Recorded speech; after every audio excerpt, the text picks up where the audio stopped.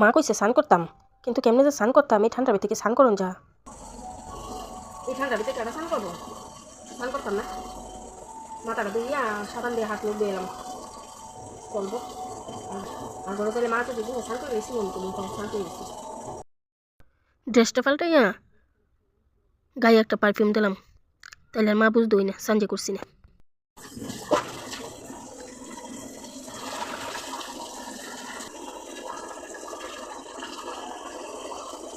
বাস বল থেকে তোমার স্নান করে গেছি।